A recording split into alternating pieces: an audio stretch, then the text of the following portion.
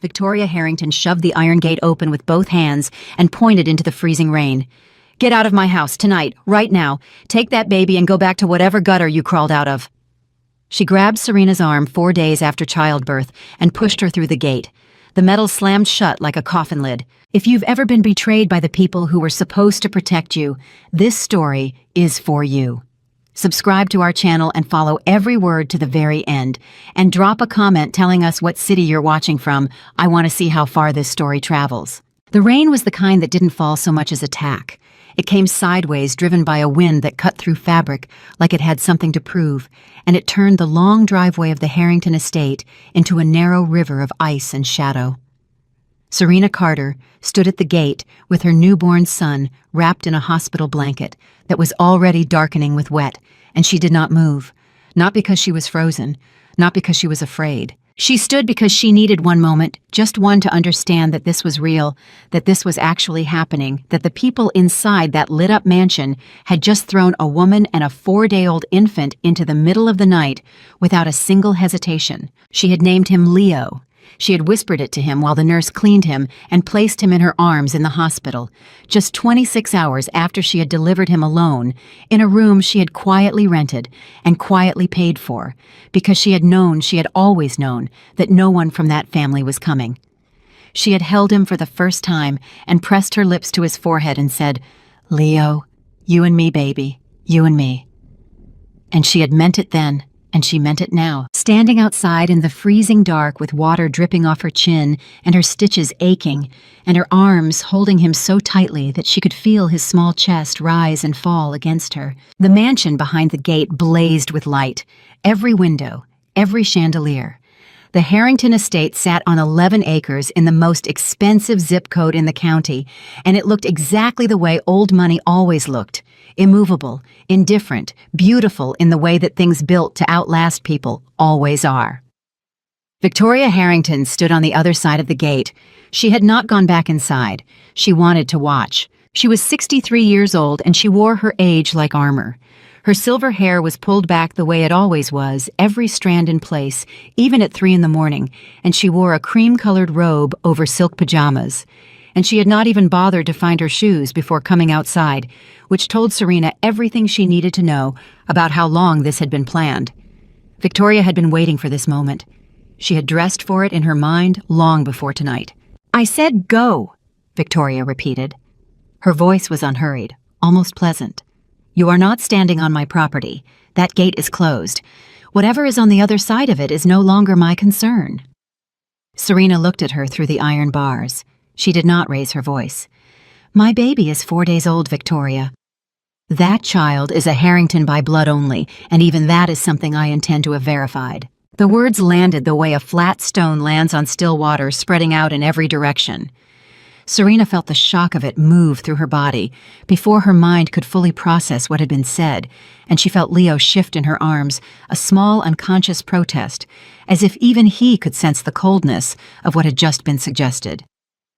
"You are accusing me," Serena said quietly, "of lying about my own child's father." Victoria smiled. It was the kind of smile that didn't reach anywhere. "I'm not accusing you of anything. I'm simply saying that a woman who married into this family under false pretenses is capable of other deceptions as well." "What false pretenses?" It was not a question. "You told my son you loved him." Victoria tilted her head slightly as if she were explaining something simple to someone slow. That was the first lie. Everything after that was just the rest of the story. Behind Victoria, at the far end of the driveway, the front door of the mansion was open. Light spilled out across the wet stone, and in the doorway, barely visible from where Serena stood, was the silhouette of a man, her husband, Mark Harrington, standing perfectly still, doing nothing. She looked at him for a long moment. She thought about all the nights she had lain awake in that house, wondering if he would ever find the courage to be the person she had believed he was when she met him. She thought about how many times she had told herself that tomorrow would be different, that he would say something, do something, push back against his mother's casual cruelties in some small but meaningful way. She thought about how thoroughly she had been wrong about that. He did not take a single step forward. "Mark," her voice was clear and flat, "your son is in the rain." The silhouette shifted. She thought for 1 second that he was going to move, that something in him was going to break open, and he was going to come down that driveway and put himself between his mother and his wife and his child, the way a man was supposed to do. He closed the door. Victoria made a small sound that might have been satisfaction. He made his choice 2 hours ago when he signed the papers. You'll be receiving copies through the appropriate channels. What papers? Separation papers. It was a mutual decision. She paused. Well, mostly mutual. Serena felt something move through her that was not sadness and was not anger. It was something colder than both of those things, something that had been building in her for so long that when it finally arrived, it felt less like an emotion and more like a weather system, vast and patient and completely inevitable. She looked down at Leo. His eyes were closed. He was somehow still sleeping, his small face tucked against her chest, trusting in the way that only the very new and the very innocent can trust, without evidence, without reason, because they have not yet learned that the world requires a reason to be trusted. She shifted him to her left arm. With her right hand, she reached into the pocket of the hospital jacket she was wearing and pulled out her phone. Victoria watched this with some amusement. Calling the police, please do. They'll tell you the same thing I'm telling you. This is private property, and you have no legal standing on it. Serena was not calling the police. She was scrolling through her contacts, past names that stretched back years past business connections and legal teams and financial advisors, and the kind of people whose phone numbers were not listed anywhere public. She scrolled until she found a name that appeared in her phone simply as the chairman. She pressed call. It rang twice. A voice answered. Male, unhurried, precise in the way that people who are used to being listened to tend to be. Miss Carter, I'm outside the gate, she said. It's time to move. A brief pause. Then, everything is in position. Do you want the sequence initiated tonight or at market open? She looked at the mansion one last time, at every lit window, at every room she had cleaned and been humiliated in, and survived. She thought about the board meeting she had orchestrated from a kitchen table while Victoria made her scrub pots. She thought about the financial documents she had signed in a bathroom while 8 months pregnant because she had not wanted anyone in that house to see the letterhead. She thought about all of it. Tonight, she said, don't wait. She ended the call. She put her phone back in her pocket. She walked away from the gate into the rain, and she did not look back. Victoria watched her go. And stay gone, she called after her. Ohio trash always finds its way back to the gutter eventually. The gate stayed closed, the mansion stayed bright, and somewhere inside the Harrington estate, in a study lined with books that no one had read, and awards that had been bought rather than earned, a sequence of financial events had already been set in motion that not one person in that building would understand until it was far, far too late. But that part comes later. This is where it started. This is where Serena Carter walked away from the gate in the freezing rain holding her son and did not cry. She had cried enough. She had cried when Mark told her his mother would warm up eventually. She had cried the first time Victoria called her trash in front of the household staff, and no one said a word. She had cried alone in the bathroom on their wedding night, when Mark apologized for his mother's behavior at the reception by saying, "She just needs time to get used to you." And Serena had understood in that moment with absolute clarity that his mother was never going to get used to her, and that her husband was never going to do anything about it. She had cried then. She did not cry now. She walked to the end of the estate road and turned onto the main road and stood under a tree that provided almost no shelter and waited for the car that she knew was already on its way. She had planned for this. She had planned for almost everything. Not because she had been certain it would end exactly this way, but because she was the kind of person who understood that when you are a woman in the wrong family with no allies, you do not get to rely on hope. You prepare. You build. You wait. The car arrived in 6 minutes, a dark sedan quiet engine driver who had been on her private payroll for 2 years. He got out and opened the rear door without a word, and she got in, and he put a dry blanket over the back seat before she settled and turned the heat all the way up before she asked, "Where to, Miss Carter?" "The Vanguard suite," she said. "The one in the East Tower." He nodded and pulled away from the curb. In the back seat, Serena unwrapped Leo's wet blanket and replaced it with the dry one, and held him close and let herself breathe for the first time in what felt like hours. He stirred a little, made a small sound, then settled. She pressed her lips to the top of his head. "We're okay," she said softly. "I promise. We are going to be okay." She said it to him. She also said it to herself.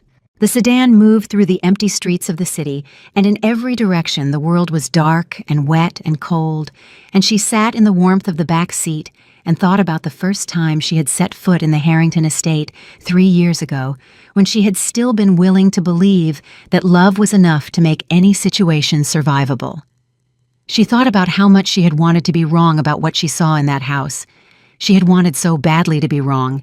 She had not been wrong. She had met Mark at a conference.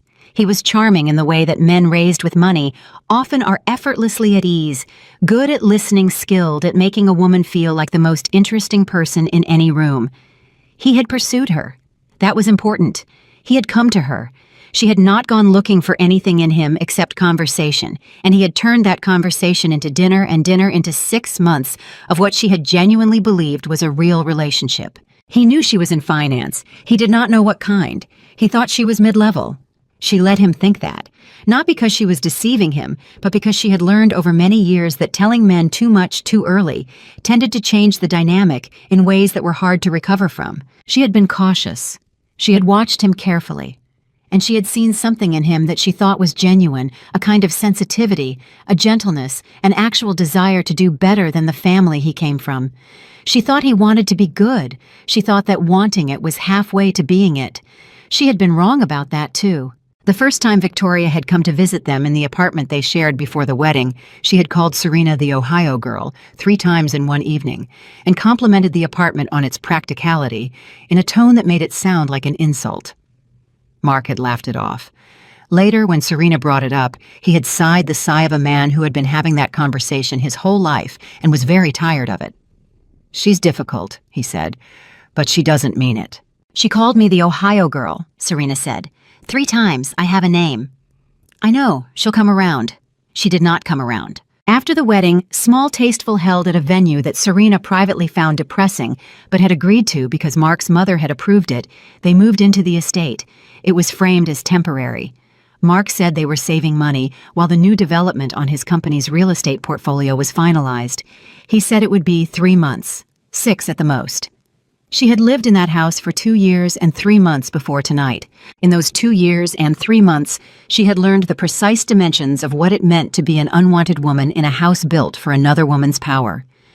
Victoria Harrington was not simply difficult. She was systematic. She did not make big scenes in public because she did not need to. She worked in the private spaces in the kitchen in the morning when Mark had already left for the day, in the hallways at night when the staff had gone to bed, in the small comments dropped at dinner that everyone at the table pretended not to hear because hearing them meant having to respond to them. "Serena made the soup again. I can always tell. There's something about it." "Did you gain a little weight this month?" "It's nothing. It happens to women from your kind of background. The diet habits take time to correct." "I'm not saying she's ungrateful. I'm just saying that a woman who comes from nothing sometimes struggles to understand what she's been given." Mark never said anything. Not once. Not a single time in 2 years and 3 months did he ever say, "Mother, that's enough." He would change the subject. He would look at his phone. He would refill his wine glass and turn to someone else and talk about the company, and Serena would sit there with her spine straight and her face composed.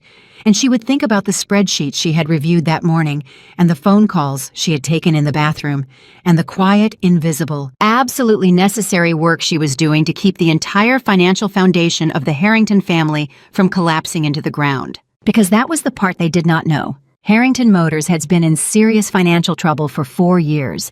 Not public trouble, the kind of trouble that only shows up in certain ledgers and certain private communications between certain bankers and certain lawyers, in the language between the lines of quarterly reports that most people do not know how to read. Mark did not know how to read that language. His father had built the company and left it to him, and left him very little in the way of understanding how to actually run it. And by the time Mark had inherited the chairmanship, the company was already carrying debt that was quietly catastrophic. Serena had been watching Harrington Motors for 2 years before she ever met Mark. Not because of him, because of a business opportunity that a company in financial distress always represents to someone who knows how to see it. She had been tracking the company through Vanguard Dynamics, the investment firm she had built quietly over the preceding decade, the firm whose name appeared on no public listing connected to hers, the firm that operated through a structure of subsidiaries and holding companies that kept its true ownership invisible to anyone who was not actively looking. She had been the one who designed that invisibility. She had done it intentionally. She had reasons for it that went back to a different life, a different city, a different version of herself, who had learned at a very young age that when you are a woman with real power in a world that is not always comfortable with, that you sometimes have to put the power somewhere they cannot see it until you are ready for them to see it. When she met Mark, she had not been planning to fall in love with him. She had not been planning anything except to understand the company better through the people who ran it. And then she had met him and found that she liked him, genuinely liked him, and she had made the mistake that she had spent years training herself not to make. She had let the personal and the professional share the same space. After the wedding, she had made a decision. She would protect the company, not for the Harringtons, not for Victoria, not for any legacy she had any respect for. She would protect it because it employed 4,000 people across 7 states, and none of those people had anything to do with the ugliness of the family above them, and they deserved to keep their jobs. And she would protect it because somewhere under the bad management and the accumulated ego of a family that had never had to truly struggle, there was a real business with real value, and she understood that value in a way that Mark never had and never would. So she had worked, from inside the estate, from bathrooms and closets and the early mornings before anyone else was awake. She had restructured the debt. She had renegotiated 3 supplier contracts that were bleeding the company's margins. She had quietly replaced 2 board members through a set of proxy maneuvers that took her 4 months to engineer and left absolutely no fingerprints. She had transferred capital from Vanguard accounts into Harrington Motors through a chain of vehicles so long and so layered that even the most sophisticated financial investigator would have needed weeks to trace it back to her. She had saved the company. She had saved the company while scrubbing floors. She had saved the company while being called Ohio trash. She had saved the company while her husband stood in a doorway watching his mother push her through a gate in the rain. She looked out the window of the sedan at the wet city moving past. Leo was asleep against her chest. The heat was running. The driver was quiet. She thought about the moment in the hospital 3 days ago when she had looked at her phone and seen that Mark had sent a text instead of coming. Heard everything went okay. Get some rest. That was it. That was all. After 9 months of pregnancy spent in that house, after everything she had endured to bring his child into the world, he had sent 9 words from somewhere that was not the hospital, and she had stared at those 9 words for a very long time, and she had felt something in her simply go still. Not break, not shatter, just go still. The way a lake goes still when the wind stops. Everything surface, nothing moving. She had discharged herself from the hospital after 2 days instead of 3. She had gone back to the estate because Leo needed warmth and she needed her things, and she had told herself that she would have a conversation with Mark, a real one, the final one, and she would understand from his response what was left worth trying to save. She had walked into the estate with her newborn son, and she had been met not by her husband, but by Victoria, who had been standing in the entrance hall with the expression of someone who had been rehearsing their lines. "That child is not staying in the main house," Victoria had said. "I've had the groundskeeper prepare the East Wing guest suite. You and the baby will be comfortable there." The East Wing guest suite was what the Harrington family called the easternmost room in the building, separated from the main house by a long, unheated corridor and a door that did not shut properly. It was where they put people they wanted to forget they had. Serena had stood in the entrance hall holding Leo and looked at her mother-in-law and said, "Where is Mark? Mark is busy. He asked me to get you settled. I'd like to speak to my husband." "You'll have plenty of time to speak to him when he gets home."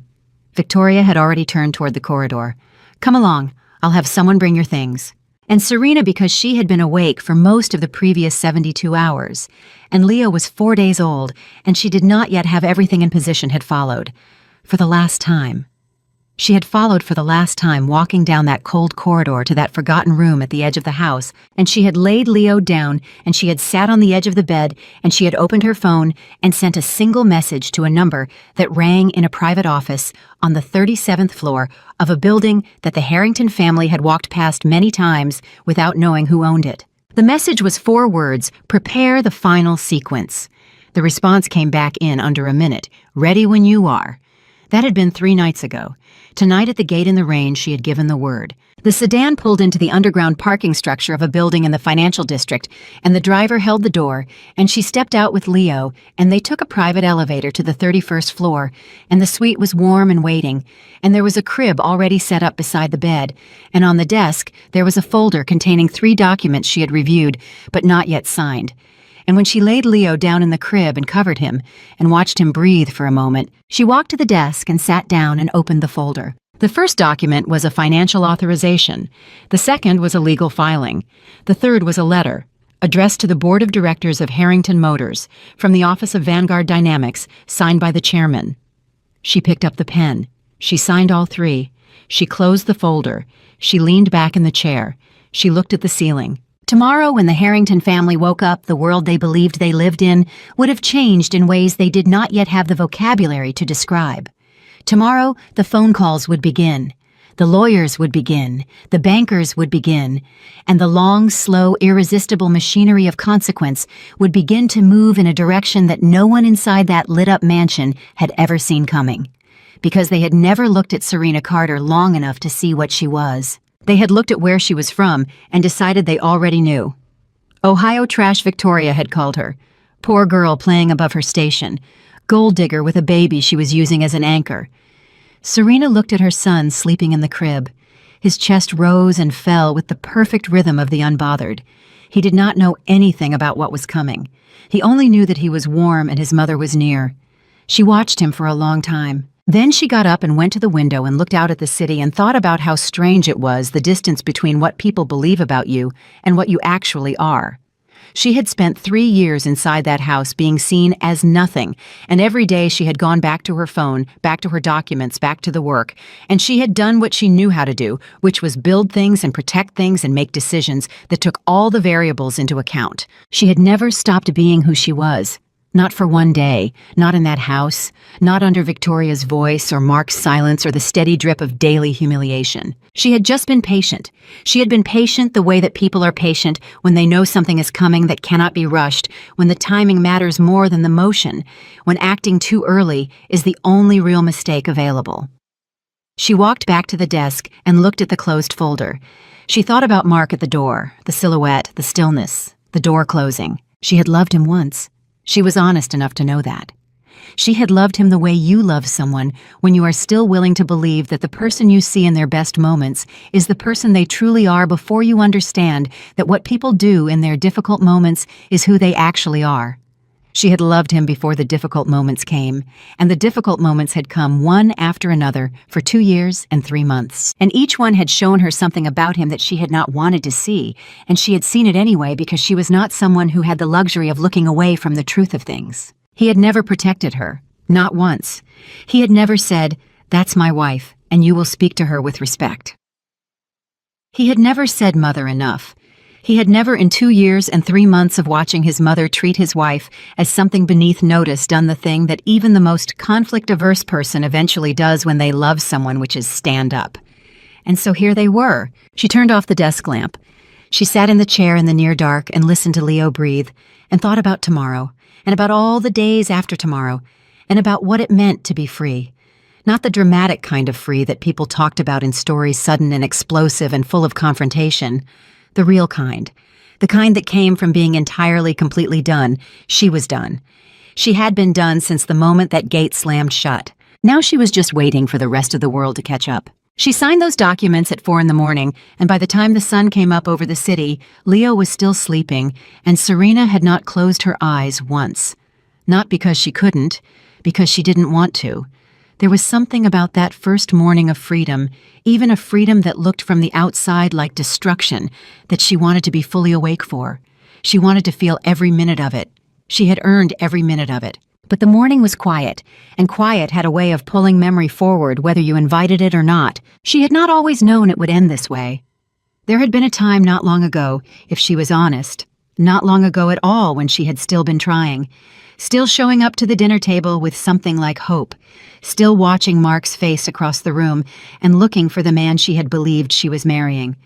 She had not given up easily. That was the part no one would ever see, the part that the final confrontation in the boardroom would not show. The part that existed only in the private record of 2 years and 3 months of a woman doing everything she could to make something work that had been broken before she ever arrived. She thought about the first week inside the estate.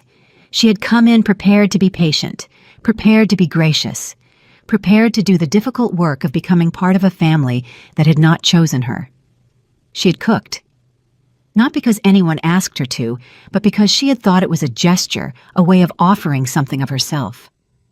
She had spent 3 hours making a meal she knew Mark loved, and she had set it on the table and sat down to dinner, and Victoria had looked at the food and then looked at Serena and said, "Did you use the good pots? Because there's a right way and a wrong way to use those pots. And I can usually tell which way someone went by the finish on the inside." Serena had said she had been careful with the pots. Victoria had nodded slowly, the way you nod when you are not agreeing but simply acknowledging that someone has spoken. "We'll see," she had said, and picked up her fork. That was the first week.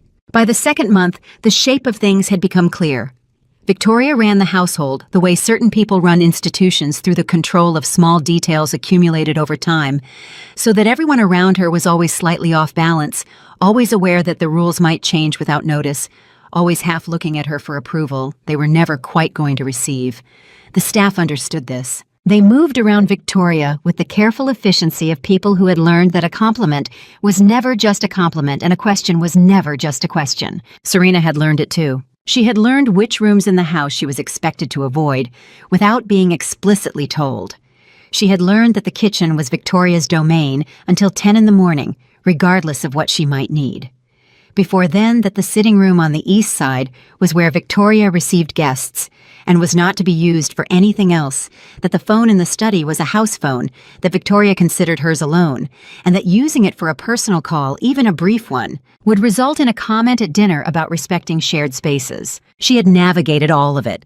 She had done it without complaint and without confrontation, because she had understood from the beginning that picking a fight in that house was not a strategy. Victoria wanted a fight. A fight would give her material. A fight would confirm the story she had already written about Serena, in her mind the story where the Ohio girl showed her true nature and proved that she didn't belong. Serena had refused to give her that. She had been calm. She had been measured. She had smiled at comments that deserved a very different response, and she had walked away from moments that begged for confrontation, and she had done it all because she was playing a longer game than Victoria Harrington had the imagination to conceive of. But patience has a cost. It costs something every single day, and the payments are small enough that you can tell yourself you are fine, you are managing, you are handling it right up until the moment you add them all up and realize what the total is. The cost of the first year lived mostly in silence.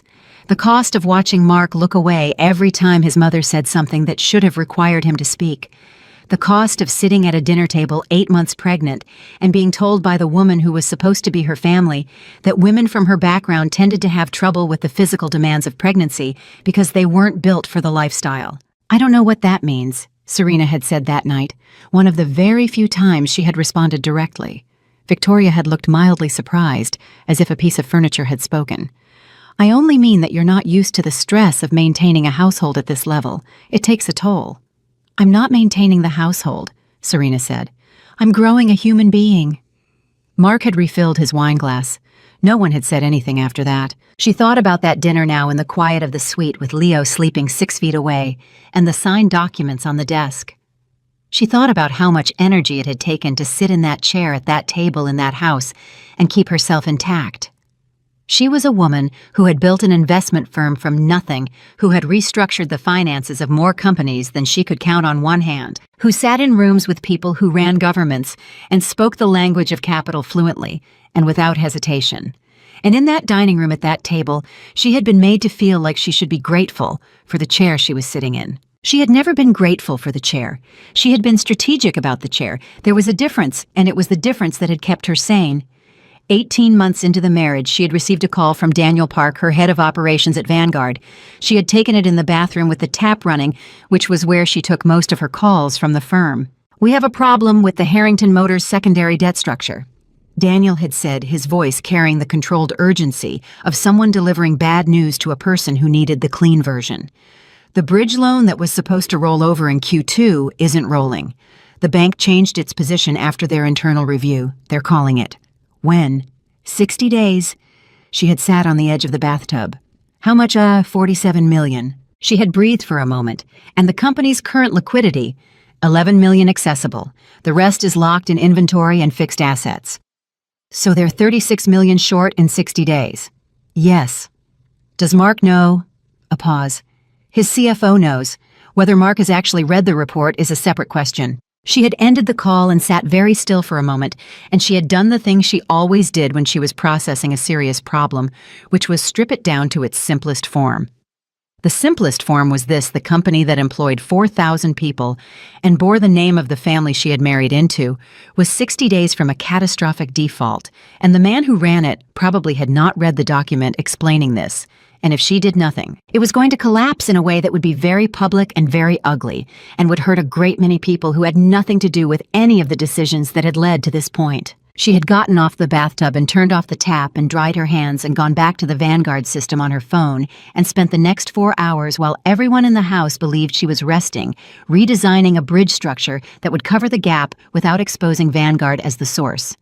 She had moved capital through 3 intermediary vehicles, drafted the terms herself, and sent the whole package to Daniel with instructions to execute it through a subsidiary that had no visible connection to anything with her name on it. The call had been covered.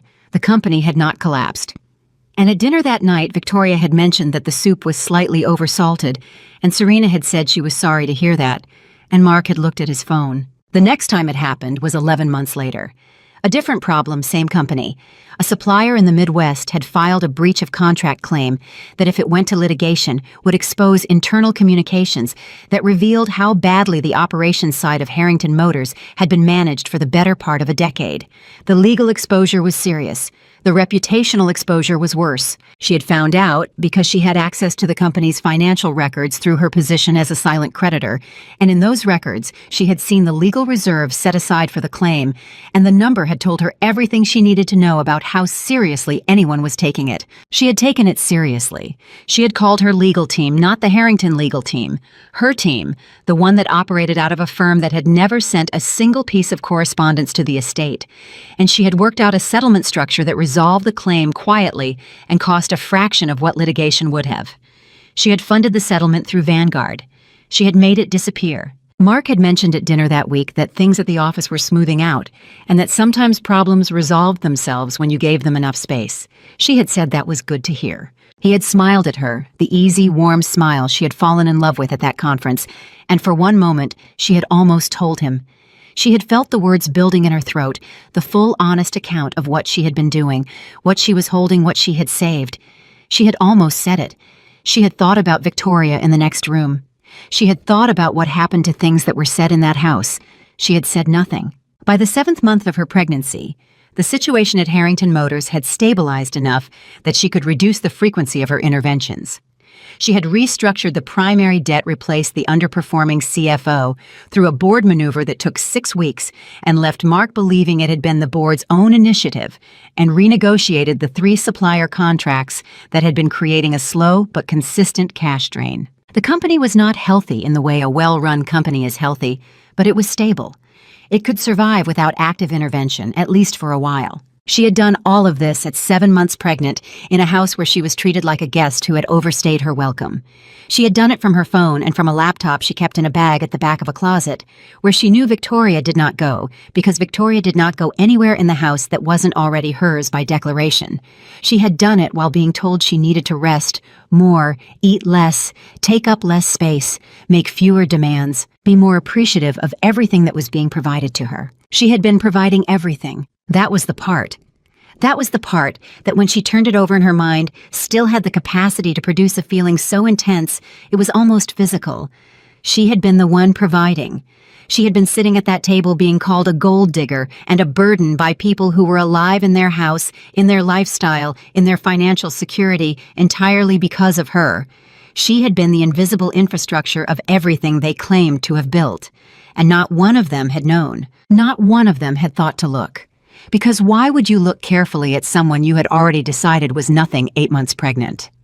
She remembered that morning specifically because it was the morning Victoria had said the thing about Ohio and breeding the thing that had gone through her like ice water, and that she had smiled at because she was still even then, even at 8 months, choosing not to detonate what she held. She had been on her knees in the hallway, not because anyone had told her to get on her knees, because there was a smear on the baseboard that the cleaning service had missed, and she had been the one to notice it, and she was the kind of person who, when she noticed something that needed to be done, simply did it. It was a quality that had served her in business and destroyed her in that house. Because in that house, doing the thing that needed to be done simply meant that you would be handed more things that needed to be done because you were there and you were doing them, and therefore you were the appropriate person for all of it. She had been on her knees with a cloth when Victoria had come through the hallway with 2 women from her charitable foundation, and she had stopped and looked at Serena on the floor, and then looked at her guests with an expression that was almost apologetic. "My daughter-in-law," Victoria said in the tone of someone explaining something mildly embarrassing. "She's very thorough. She can't help it. Upbringing, I suppose." One of the foundation women had smiled uncertainly. The other had looked at the floor. Serena had sat back on her heels and looked up at Victoria and felt the full weight of that moment, 8 months pregnant on her knees, being introduced as a product of her upbringing to women who would go home and forget she existed by evening, and she had made a decision in that hallway, in that moment, that she had not fully made before.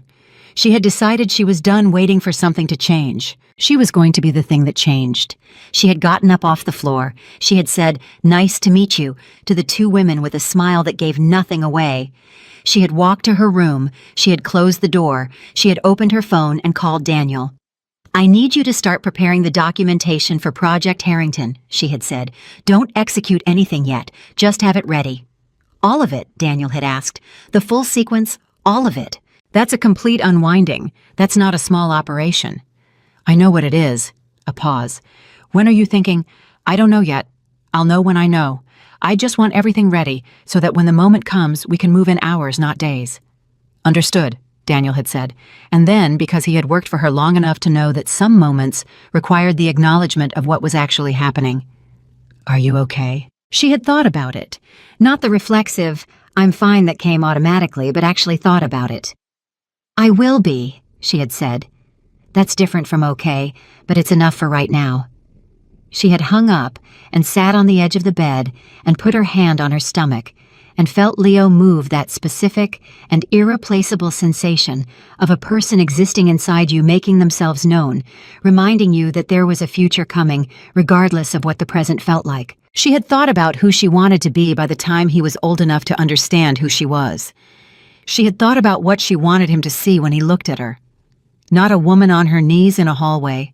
Not a woman who had smiled at things that deserved a response and walked away from moments that demanded she stay. Not a woman who had been patient past the point where patience was a strategy and into the territory where it was just suffering. She wanted him to see someone who had looked at what was in front of her, counted the full cost of it, made the decision that was right and hard and without apology, and acted. She wanted him to see a woman who had finished things that needed to be finished. She had not gone into labor for another 6 weeks. Those 6 weeks had been quiet ones. She had moved through the house with less resistance than before because she had stopped carrying the weight of hope. When you stop hoping that something will change, you stop expending energy on the version of events where it changes, and what's left is a kind of clarity that is uncomfortable to have and very useful to operate from. She had watched Mark in those 6 weeks with clear eyes. She had watched him at the dinner table at the desk in his study, when she walked past the open door in the driveway, when he came home from the office, and sat in his car for an extra few minutes before coming inside, because he was the kind of man who needed a moment of silence before walking into his own life. She had watched him, and she had felt underneath everything else a sadness that was not about what she was losing, because she had already, in the only way that mattered, let go of it. It was a sadness for what he could have been, for the man she had briefly clearly seen in him at the beginning, for the fact that what she had seen was real, it was in him, it had always been in him, and he had chosen not to use it. That was the tragedy of Mark Harrington. Not that he was a villain, not that he was cruel. He was simply a man who had spent his entire life choosing the easier thing and calling it the reasonable thing, and the distance between those two things was exactly the distance between who he was and who he could have been. She had gone into labor on a Tuesday morning. She had been alone in the East Wing room. The contractions had started at 6, and by 8 they were serious, and she had called her driver, not the house her driver, and she had walked to the side door of the estate and gotten into the car with her overnight bag that had been packed for 3 weeks, and she had gone to the hospital she had arranged for her, in a suite she had reserved and paid for under a name that connected to Vanguard and not to Harrington. She had sent Mark a text from the car. "I'm going to the hospital. If you want to be there, I'm at St. Aurelius. Room will be under Carter." He had not come. He had texted at 11:47 a.m. "Hope it goes okay. Let me know when there's news." She had put the phone face down on the bedside table and focused on the work of bringing Leo into the world, which was like most of the most important work she had ever done, something she had accomplished entirely on her own. He had been born at 2:14 in the afternoon, 7 pounds and 4 ounces, a full head of dark hair, eyes that were still working out their final color, and settled in her arms on a thoughtful and searching expression that she recognized immediately as something that was going to make her life very interesting for the next several decades. She had held him and said his name. She had stayed in the hospital for 2 days, and on the morning of the 3rd day, she had received a text from Mark saying his mother wanted her to come home so that the family could meet the baby properly. And she had looked at that text and felt the gulf between the world it assumed and the world she actually inhabited, and she had made the decision to go back one final time because she was not yet finished with what needed to happen there. She had gone back. She had lasted 3 days, and now she was here, in the suite, with Leo, with the documents on the desk, with the phone that was going to ring very soon, with news from Daniel about the first effects of what had been set in motion last night in the rain outside the gate. She was not afraid. She had spent 2 years and 3 months being afraid in the small and daily way that people are afraid when their safety depends on someone else's mood. She had been afraid of saying the wrong thing at dinner, afraid of Mark's silences, afraid of what Victoria would find to say next and whether this time she would have the strength to keep her face neutral. She was done being afraid. She heard Leo stir in the crib. She got up and went to him, and he was not fully awake, just shifting, chasing some dream or sensation that newborns chase. And she put her hand on his small back and felt him settle, and she stood there in the dark of the room with her hand on his back and thought, "This is what it costs, and this is what it buys, and it is the most honest transaction I have ever made." Her phone buzzed on the desk. She went to it. Daniel's number. She answered. "It started," he said. "The first notifications went out at 6 a.m. The bank's legal team has already responded. By 9 o'clock, this is going to be moving very fast." "Good," she said. "Are you ready for what comes next?" She looked at Leo in the crib. She looked at the documents on the desk. She looked at the window and the city outside, it lit up and moving, and completely unaware of the quiet and irresistible machinery that had been set running in its midst. "I've been ready," she said, "for a very long time." Daniel had not been exaggerating when he said it would move fast. By 7:15 that morning, the first call came in from Harrington Motors' primary bank. Not to Mark. To the company's CFO, a man named Gerald Fitch, who had been in his position for 8 months, placed there through a board maneuver that he did not know had originated with Serena, and who was not equipped by temperament or experience to handle what was about to land on his desk. Gerald called Mark at 7:22. Mark did not answer. Gerald called Victoria's personal assistant at 7:31 because in the Harrington household, when things went wrong at the company, the path to actual decision-making ran through the matriarch, whether anyone said so openly or not. Serena knew all of this because she had a source inside the company. Not a spy exactly. An accountant named Rosa Medina, who had worked at Harrington Motors for 11 years, who had watched the company be mismanaged with the quiet despair of someone who cares about their work and cannot make the people above them care about it too, and who had 14 months ago sent an anonymous tip to a financial oversight body about irregularities in the company's reporting. The tip had been routed through channels that Rosa did not know about to Vanguard's compliance desk, and Serena had read it and then found Rosa through a process of careful elimination and called her on a Thursday afternoon and said simply, "I know you sent that report. I know why. And I think you and I should talk." Rosa had been terrified. Then she had listened. Then she had said yes. She texted Serena at 7:44 that morning. 2 words, "It's happening." Serena was feeding Leo. She read the text and set the phone down and finished what she was doing because her son needed to eat, and the Harrington Motors situation would continue to collapse at exactly the rate it was collapsing, regardless of whether she was watching it in real time. She had designed it to run without her. That was the point. She had built a machine, and she had set it running, and now all it required of her was patience, which was at this particular juncture the one thing she had in abundance. At 8 o'clock, she called Daniel. "Walk me through it," she said. The bank issued a formal notice of acceleration at 6:45 day, he said. That means all outstanding debt, the restructured primary, the secondary bridge, and the revolving credit facility is now immediately callable. Total exposure is approximately $91 million. And the company's current liquidity, after the capital movements we made last night, approximately $8 million accessible. So they're $83 million short. Yes, and that's before the supplier notifications go out. When do those go out? 10 o'clock. I've set it for 10. Good. What about the investors? Castellan Group pulled their commitment at 7. I got confirmation 20 minutes ago. The others will follow once Castellan's withdrawal is public, which will happen around 9:30 when it hits the financial wire. She absorbed this. And the property. The legal team filed the collateral claim last night. The estate and the 3 commercial properties are listed as security for the Vanguard credit facilities. Once the facilities are called, the claim becomes active. We've already notified the county recorder's office.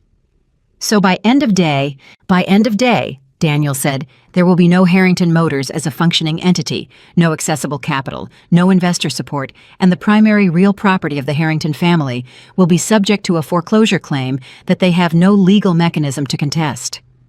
She was quiet for a moment. Daniel, she said. Yes. Make sure Rosa is protected. Whatever happens with the company, her position transfers to Vanguard's operations division at her current salary plus 20%. That's already in the documents, but I want someone to call her today and tell her personally.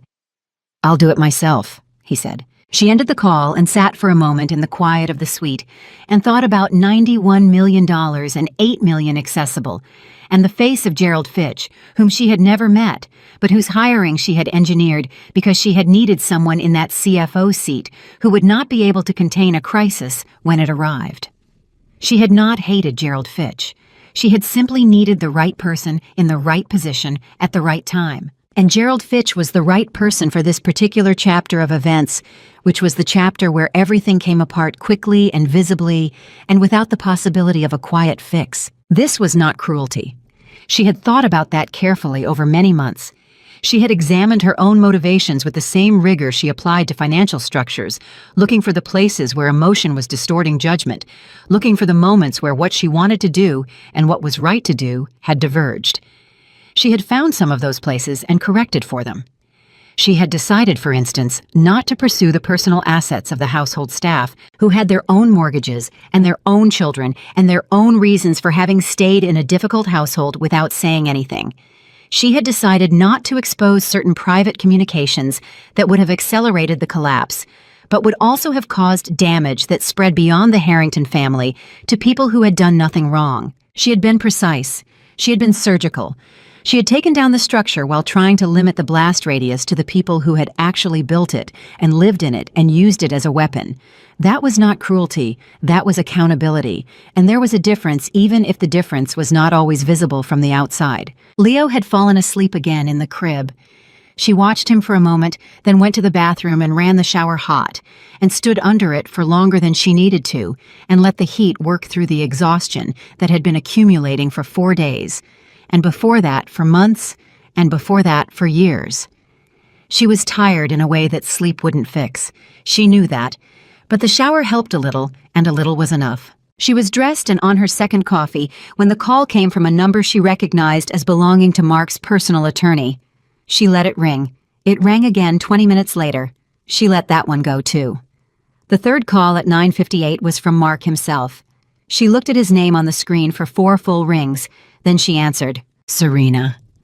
His voice was not the voice of a man who had watched his wife and newborn son walk into the rain the night before and close the door. Or rather, it was exactly that voice, but overlaid now with something new, something frantic and poorly contained, like a fire trying to look like candlelight. "I need to talk to you."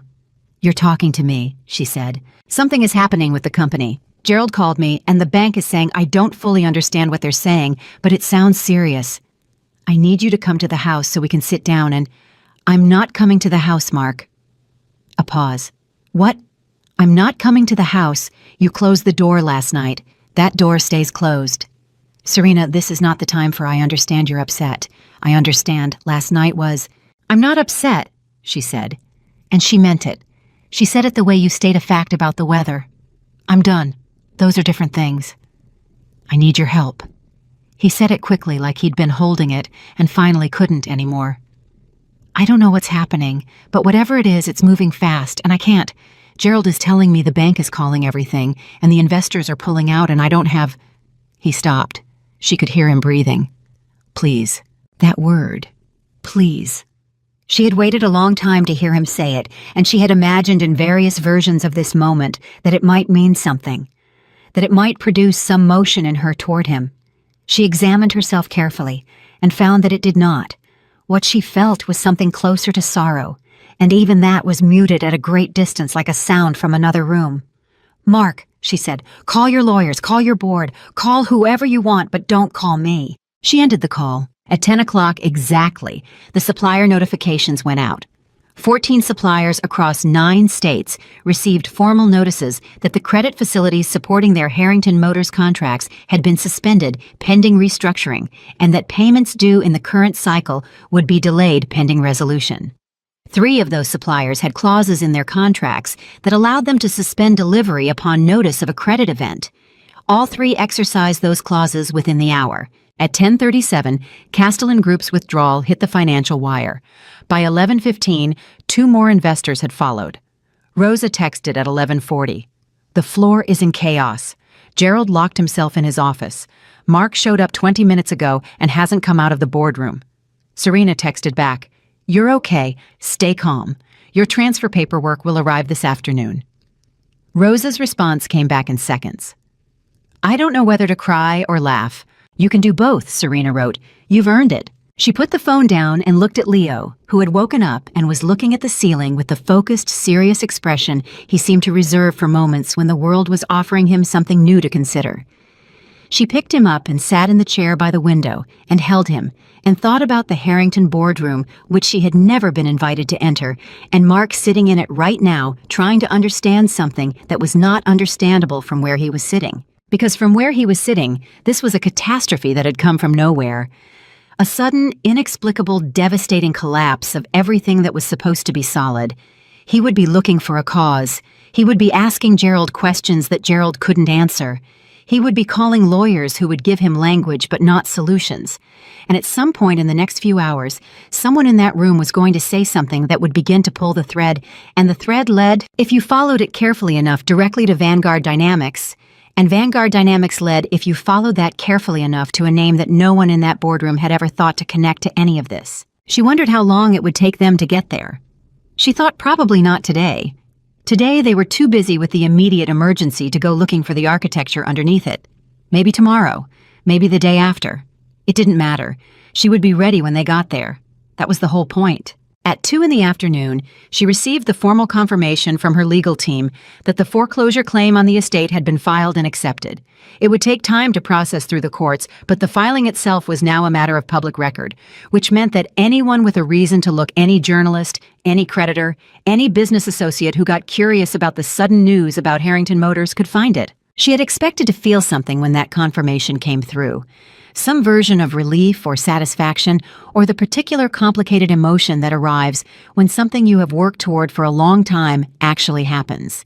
What she felt instead was quiet, a deep and somewhat surprising quiet, the kind that comes not from emptiness but from completion, from the sense that a long piece of work has reached its natural end. She was putting Leo down for his afternoon sleep when her phone rang with a number she did not recognize. She almost didn't answer. Then something made her pick up. "Is this Serena Carter?" A woman's voice, controlled but only barely. "Who is this?" A pause. "This is Jessica Harrington." Serena said nothing. Jessica was Mark's younger sister, 29 years old, who lived in a guest suite at the estate and worked nominally in the company's marketing division, and had in 2 years and 3 months of cohabitation spoken to Serena perhaps 30 times in full sentences and otherwise treated her with the breezy indifference of someone who considered other people's domestic situations none of their business unless those situations began to affect them directly. Jessica's situation was now being affected directly. "I know you probably don't want to hear from me," Jessica said. "And I know I don't have any right to call you after everything. But I need to understand what's happening. My mother won't tell me anything. Mark has been on the phone all day, and I just got a call from my bank saying my personal accounts are frozen as part of some kind of collateral claim, and I don't—" Her voice cracked, caught herself. "I don't know what to do." "Your personal accounts," Serena said carefully. "Yes, the ones that were set up through the family trust. Apparently the trust is attached to the estate somehow, and the estate is subject to a foreclosure claim," Serena said. "Yes." Silence. "You know about it," Jessica said slowly. "Yes." More silence, longer this time. Serena could hear Jessica processing this, the specific sound of a person whose mind is rearranging things very quickly against their will. "Did you do this?" Jessica asked, not accusatory. Something rawer than that, genuinely asking the way you ask when you're not sure you want the answer. Serena thought about how to answer that. She thought about the simplest and most accurate version of the truth. "The company did this to itself," she said. "I just stopped preventing it from happening." Another silence. "What does that mean?" Jessica's voice was very quiet now. "It means that Harrington Motors has been financially non-viable for 4 years. It means that the debt structure your family has been operating under was not sustainable, and everyone who looked carefully at the books knew it. It means that the company is still alive right now, even in the middle of all of this, because certain interventions have been made over the past 2 years that your family was never told about and never asked about." She paused. "And it means that those interventions have stopped." The silence that followed this was different from the others. It was the silence of someone standing at the edge of something they had not known was there. "Who made those interventions?" Jessica asked. Serena said nothing. "Was it you?" And now there was something in Jessica's voice that had not been there at the beginning of the call, something that might, under different circumstances, have been called respect. "Serena, was it you?" "You'll have answers to all of your questions," Serena said. "In a few days there will be a meeting. Your family will be invited. Everything will be explained." "A meeting with who?" "With the people who actually own this situation." She let that land. "I'd suggest your family get proper legal representation before that meeting, not the lawyers the company uses. Independent counsel." "I don't understand what's happening," Jessica said. And for the first time she sounded exactly her age, which was 29, which was young enough that Serena felt briefly and genuinely sorry for her. Not for her situation, for her unpreparedness, for the fact that she had spent 29 years in a family that had taught her to assume the ground was solid without ever showing her what was underneath it. "I know you don't," Serena said. "I'm sorry for that part." She ended the call. She sat for a moment thinking about sorry. She had said it, and she had meant it specifically, and only for the part she had identified and not for the rest. She was not sorry for what was happening. She was sorry that a 29-year-old woman who had never been given the tools to understand her own family's reality was now having to learn it all at once without warning in the worst possible way. That part she was sorry for. The rest of it she had made her peace with a long time ago. At 4:30 in the afternoon, 3 hours before the Harrington family's world would finish its first full day of falling, Serena received the text she had been waiting for from her legal team. 4 words. "Papers filed, all confirmed." She closed her eyes. Divorce papers, custody filing. Both submitted that afternoon to the appropriate courts, clean, comprehensive, and constructed by a family law team that had been quietly preparing them for 6 weeks, built on a factual record that documented in precise and damning detail the conditions under which she had lived, the labor she had performed, and the environment into which her 4-day-old son had been brought before being expelled into the rain at 3 in the morning. She had not built her case in anger. She had built it the way she built everything, methodically, thoroughly, with an eye toward what would hold up and what wouldn't. She had kept records, dates, times, specific language. She had photographs of the East Wing room. She had the medical records from Leo's delivery, which documented clearly that she had delivered alone, that no family member had been present, and that she had discharged herself from care earlier than clinically advised because she had returned to a home situation that she had assessed as untenable. She had a record of the text Mark had sent, 9 words, 11:27 in the morning, while his son was being born. She had everything. She always had everything. At 5 o'clock, Victoria called. Serena watched the name appear on her screen. Victoria Harrington, the name she had stored it under from the first week of marriage, never giving it a nickname, never softening it, because she had understood from the beginning that this was not a woman who should be softened in her mind, and she let it ring until it went to voicemail. Victoria did not leave a message. She called again at 5:12, and 5:29, and 5:44. On the 4th call, Serena answered. She said nothing. She simply waited. Victoria's voice when it came was something Serena had never heard from her before. Stripped of its usual cadence, its careful control, its layered contempt. What was underneath all of that, it turned out sounded almost ordinary, almost human, almost afraid. "I need to know," Victoria said, "what you want." Serena let the silence go on for a moment. Then, "I don't want anything from you, Victoria. I haven't wanted anything from you for a long time." "Then why?" "Because you pushed a woman through a gate in the rain at 3 in the morning. Because your grandchild was 4 days old and you didn't care. Because you spent 2 years calling me trash and worthless and everything else you could think of, and no one in that house said stop." Her voice was even, not cold, even. "I didn't do this to take something from you. I did it because I stopped giving you something you were taking without asking." "We didn't know," Victoria said, and her voice cracked on the last word, the fissure of it sharp and sudden. "You didn't know," Serena agreed, "because you never looked, because you decided what I was before you ever gave me the chance to show you, because the story you told yourself about me was more convenient than the truth." She paused. "That's not my fault, Victoria. That is entirely, completely yours." Silence. Long silence.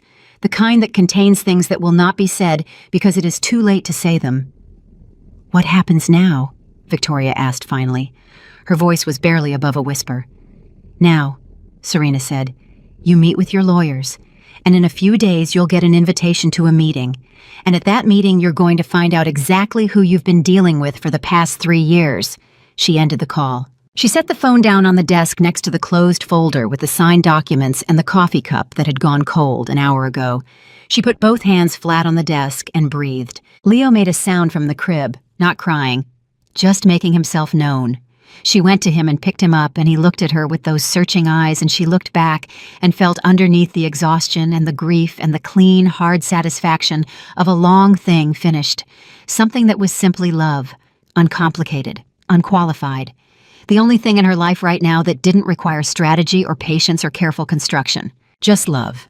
Just her and her son in a warm room while the world outside rearranged itself into something she had already planned for. She held him and stood at the window and watched the city move in the early evening light, and she thought they still don't know.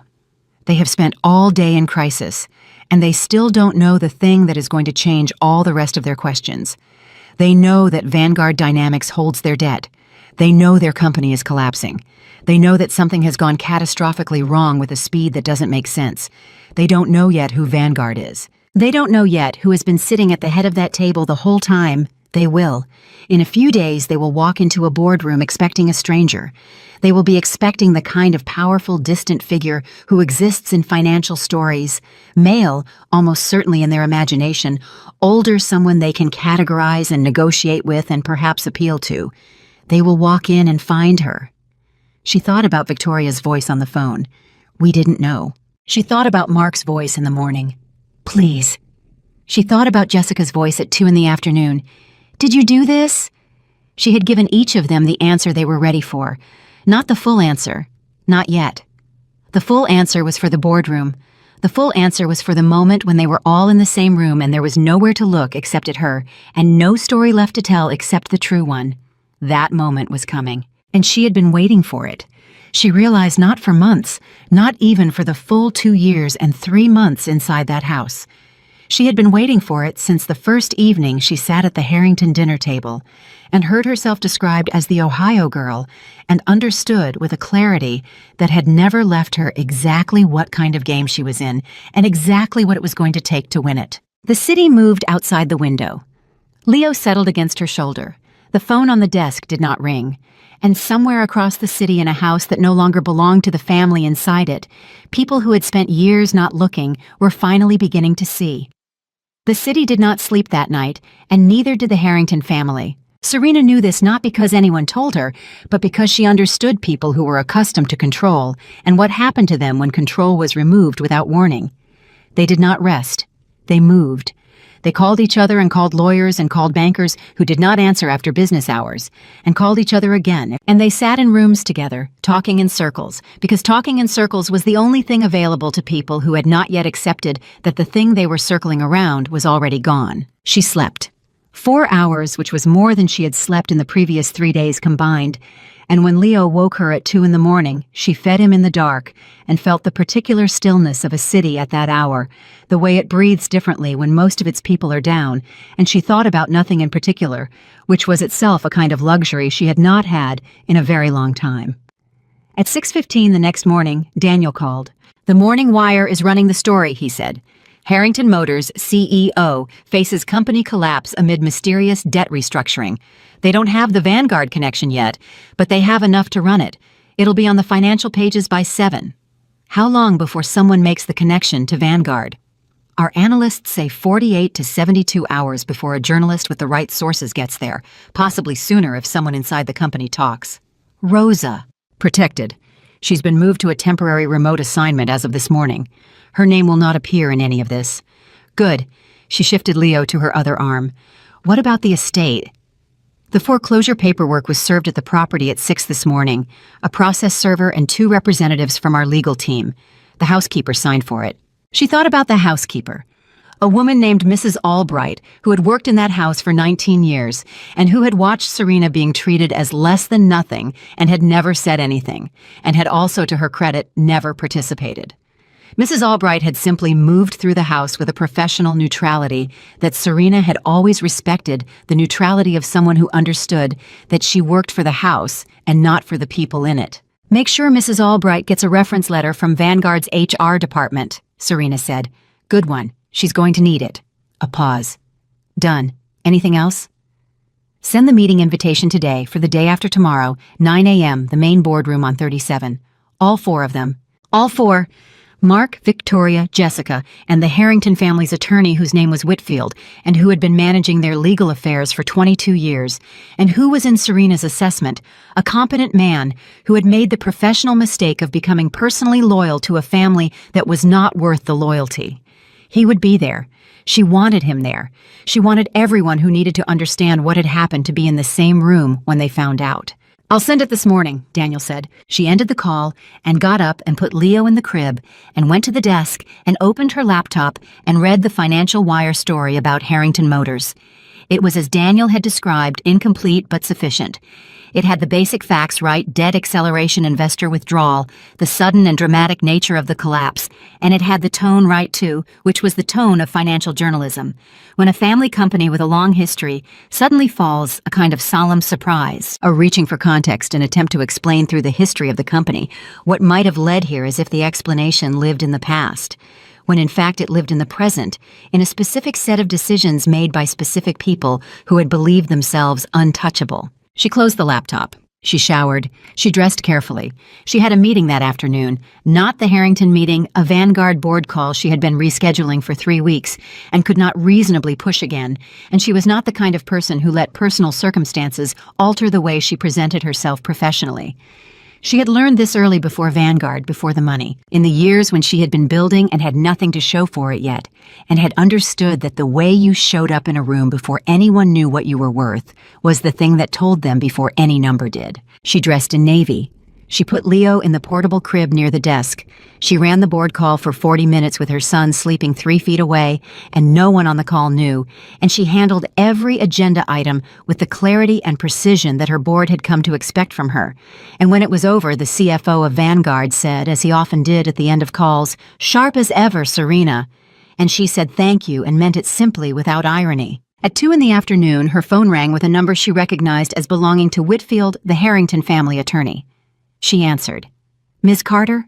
His voice was formal in the way of lawyers who have been asked to make an uncomfortable call and are determined to do it correctly. "I'm reaching out on behalf of the Harrington family. I understand you've been in contact with several family members over the past 24 hours. "That's correct. I've also received notice of a meeting invitation from a firm called Vanguard Dynamics for the day after tomorrow. My clients are asking me to inquire about the nature of that meeting before they commit to attending. The nature of the meeting," she said, "is that it's an opportunity for your clients to understand their situation fully from the people who are in the best position to explain it. And Vanguard Dynamics is, the meeting invitation includes everything your clients need to know in advance.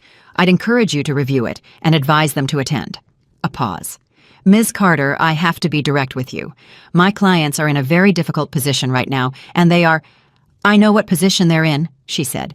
"I designed it." The silence that followed this was long enough that she almost thought the call had dropped.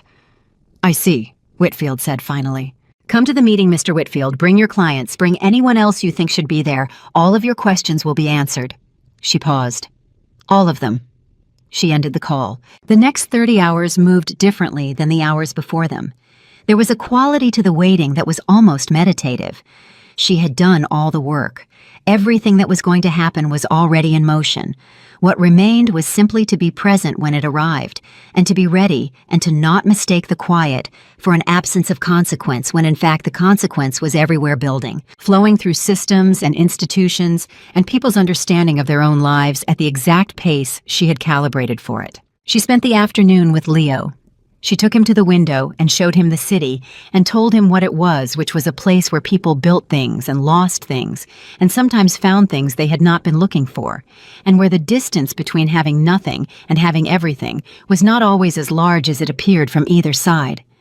She told him this not because he could understand it, but because she wanted the habit of telling him the truth about things to start early, before he was old enough to expect anything else. That evening, Jessica called again. "We got the meeting invitation," Jessica said. She sounded different than she had on the first call, more contained, like she had spent 24 hours processing and had arrived not at calm, but at a determined kind of readiness.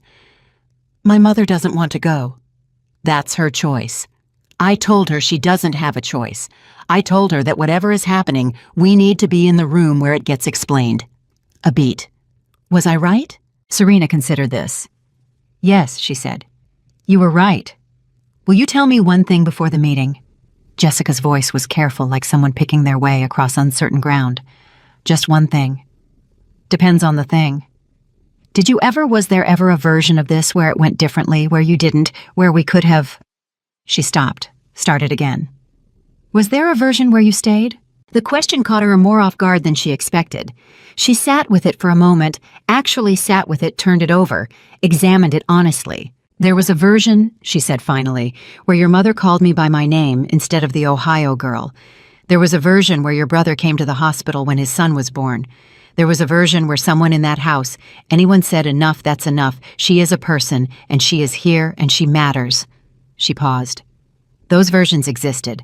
I was waiting for any one of them for 2 years and 3 months. None of them happened." Jessica was quiet for a long moment. "I could have said it," she said. "I never did." "No," Serena agreed. "You didn't. I'm sorry for that." Serena thought about whether she accepted that. She decided she did in the limited and specific way that an apology for a real thing that cannot be undone can be accepted not as payment, not as erasure, but simply as acknowledgement. "I know," she said. "Come to the meeting, Jessica. Bring your mother. Make sure Mark is there." She ended the call. The morning of the meeting arrived gray and still, the city outside the suite window holding itself in that particular early morning suspension that precedes whatever the day has planned. Serena was up at 5. Leo slept. She sat at the desk with coffee and reviewed one final time the documents she would present at 9 o'clock, the Vanguard Incorporation records, the ownership structure charts, the Harrington Motors financial history spanning 4 years with the intervention points marked, the capital transfer documentation, the board minutes from the maneuvers she had engineered, the full picture laid out in the sequential order that made it impossible to misunderstand. She had not built this presentation for them. She had built it for the record, for the permanent and irrefutable account of what had actually happened, so that when this was over, there was no version of events that could be constructed, no narrative that the Harrington family or their lawyers or anyone else could assemble that contradicted the documented truth. She reviewed the final section, which was the one that contained the separation agreement, the custody filing, and the terms she was proposing for the dissolution of everything that connected her life to theirs. The terms were generous in the places where generosity served a purpose, and not generous at all in the places where it didn't. Leo's trust was established independently of anything connected to the Harrington estate or company. His financial future was not contingent on anything they controlled, because they would not control anything. His legal status as her son, and as the primary custody of his mother, was already filed and documented, and would not be contested, because she had made it structurally impossible to contest. She had thought about every angle. She always thought about every angle. At 7:30, her car arrived.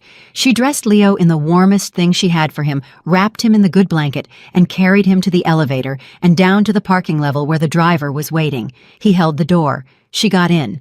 They moved through the morning streets toward the financial district. The Vanguard building was 39 stories of glass and steel in the heart of the district, the kind of building that had been designed to suggest permanence and to deliver on that suggestion.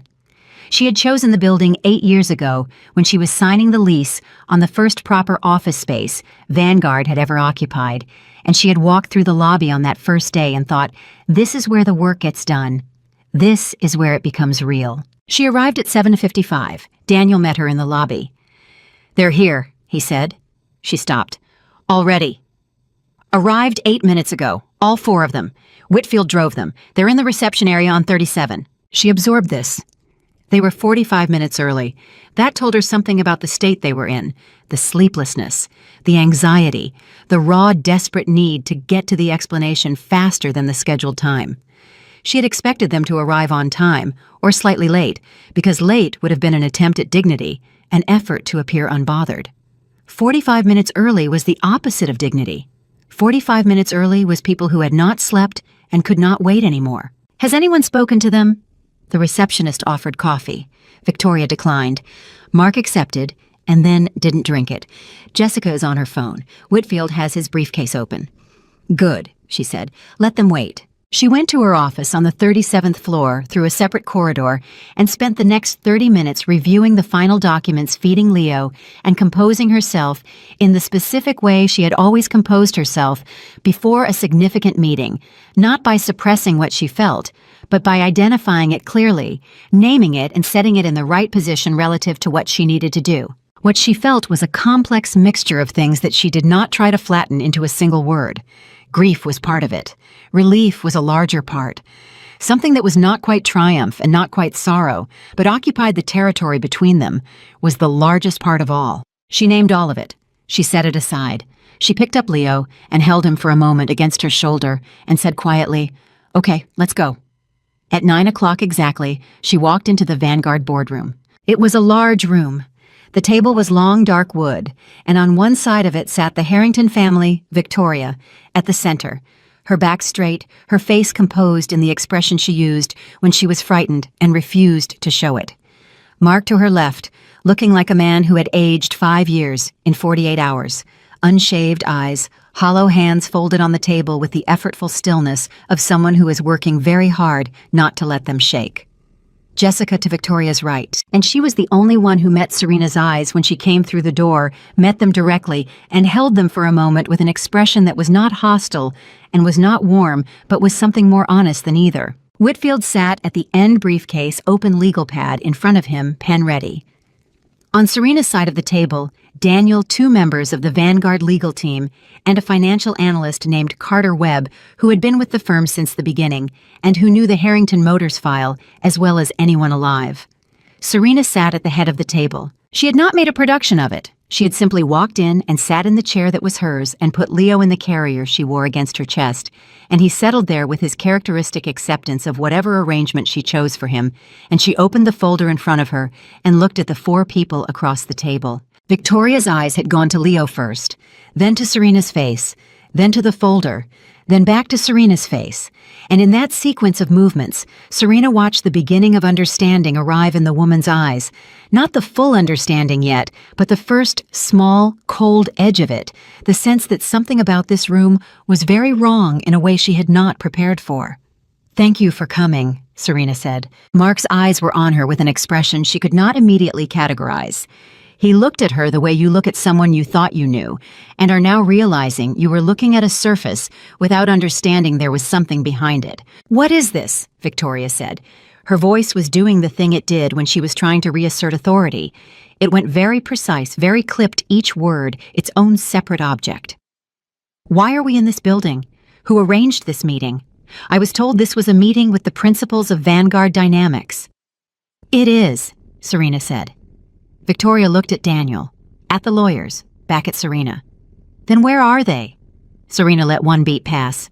Just one. "You're looking at her." The room absorbed this statement in different ways. Daniel kept his eyes on his documents because he had known this was coming and had already processed his own response to it long ago. Carter Webb made a small note on his pad. Whitfield's pen stopped moving. Jessica closed her eyes briefly, as if she had suspected this was possible, and was having the experience of being right confirmed in a way that was worse than the suspicion. Mark said, "What?" "I am the founder and chairman of Vanguard Dynamics," Serena said. "I have been since the firm was established 11 years ago." She opened the folder and slid the first document across the table toward Whitfield, who was of the four of them the most equipped to read it quickly and understand it. "The incorporation records are there. The ownership structure, the full history." Whitfield picked up the document. His eyes moved across it. She watched his face and saw the moment of recognition arrive, the moment when a lawyer's professional composure meets genuine surprise, and the two negotiate a settlement in real time. "This is," he started. "Real," she said. "Everything in that folder is real and documented, and will withstand any level of scrutiny you choose to apply." Victoria had not moved. She sat very still, and the stillness was different from her usual composed stillness. This stillness was the stillness of a person whose entire operating system has encountered something it was not built to process. "You?" Victoria said. Just the one word. "Yes." "You're the one who—" She stopped. "I am the primary creditor of Harrington Motors," Serena said. "I have been for 3 years. The capital infusions that kept the company solvent during that period came from Vanguard accounts. The debt restructuring that prevented the 2023 default came from Vanguard's financial team. The board changes the supplier renegotiations, the bridge facility that covered the $47 million gap in Q2 of last year. All of it came from this firm. All of it came from me." Mark's hands had come apart on the table.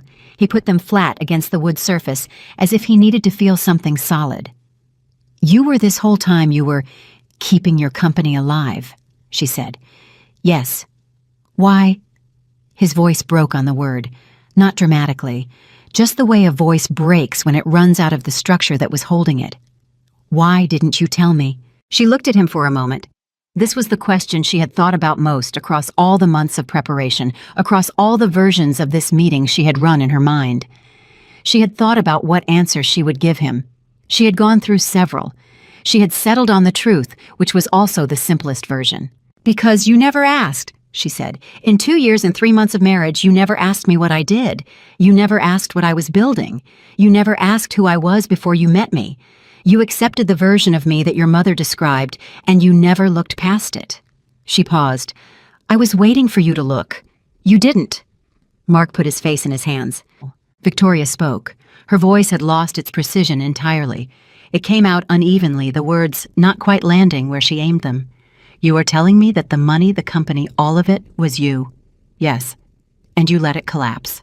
"I stopped preventing it from collapsing," Serena said. "There's a distinction. I did not destroy your company. Your company was already going to destroy itself. I simply removed the support I was providing and let the existing conditions reach their natural result." "The natural result," Victoria repeated, and her voice had something in it that Serena had never heard there before. Not remorse exactly. Something earlier than remorse. Something that was the precondition of remorse the moment before you have fully arrived at what you have done. "The estate has been filed as collateral," Serena continued. the commercial properties as well. The legal documents that Whitfield has received outline the full scope of the claim. Your legal team can review them and respond through the appropriate channels. She turned to the last section of the folder. Additionally, the divorce filing has been accepted by the court. Temporary custody of Leo Carter, my son carries my name, has been granted to me pending the full hearing. The terms I'm proposing are outlined in the document on the final tab. You planned all of this, Mark said. His face had come up from his hands. He was looking at her with an expression she could not name precisely.